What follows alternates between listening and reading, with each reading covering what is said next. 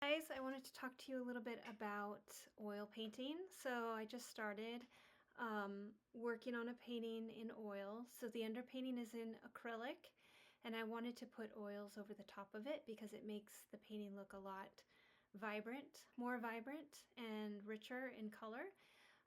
So you'll see this is over here is Lottie and Edmund from the Rose Perfume novel. So my author name is J.L. Vasche, so it's Jamie Louise Vasche.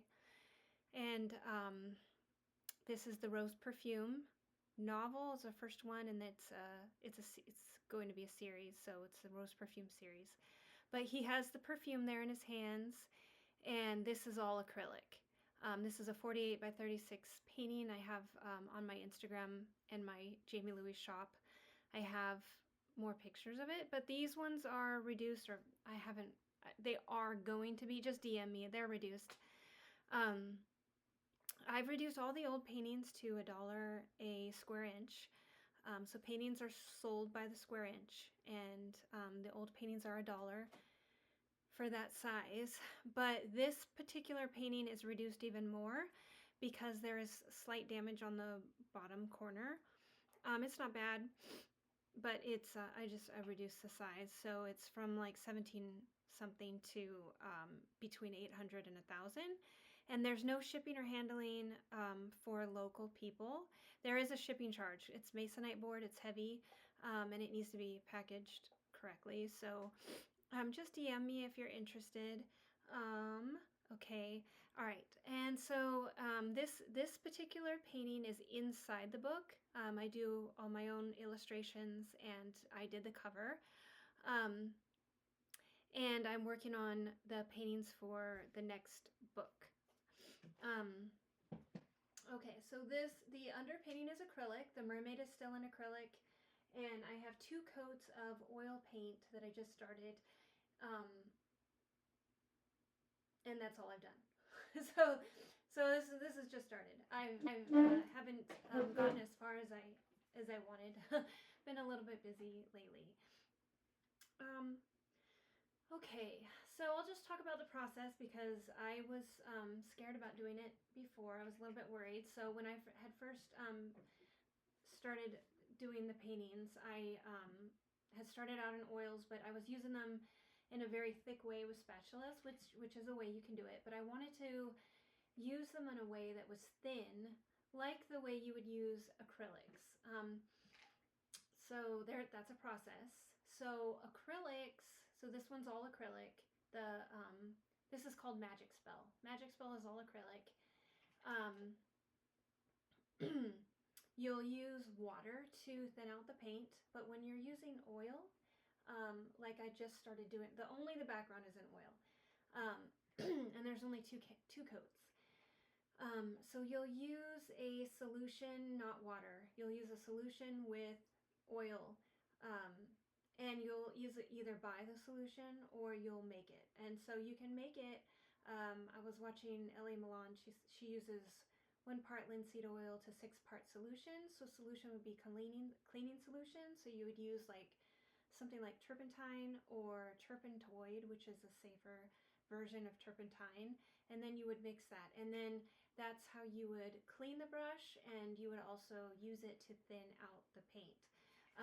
When you are doing that and you have all your paint laid out, it can get very messy. So Ellie was talking about keeping her palette, her plate full of paint very clean, and it did look very clean, and I didn't think anything of it. But when I was doing it myself, that's a huge problem. So for the first coat, I used 1 color because my whole situation was a mess, and I couldn't salvage any of it. I just washed it. And then when I did the second coat, I tried using 3 colors. So learning how to keep it clean is a technique. And you learn as you go. So the cleaner you learn to keep your area, the better it's going to be for you, probably. Okay, so the first time I was using the oils, I used Galkid. So this is a sample. Most people are using giant bottles. Galkid. It thins out the paint and helps it dry slower. Um, and So when I opened the bottle, it went bad in 2 days. It's expensive, so I wanted to wait until I could figure out how to keep this from going bad before I would open another bottle. So when I started this painting, I used the linseed oil and the solution until I can research this and figure out how to preserve it better. Or if I'm working on several paintings at once, then I can open this tiny version of Gal Kid. Okay, another thing is lint is a huge problem when you're working with oil paint because it you can't just pick it off and fix that area. When you pick lint off, you get a lot of lint, a lot, and it's all over the place. And when you pick it off, it completely destroys that area, and you have to redo it or just figure out a way to like fix it. And so I used a lint roller on after I did the acrylic to make sure there was no lint. I washed the paintbrushes ahead of time because there's a lot of lint on there.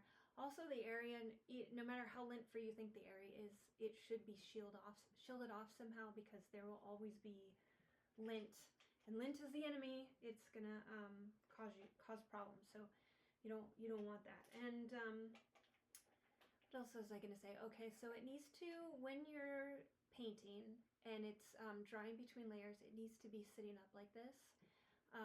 You can't have it laying flat because the paint needs to fall and settle, and as it settles it combines and it needs to solidify in a pattern.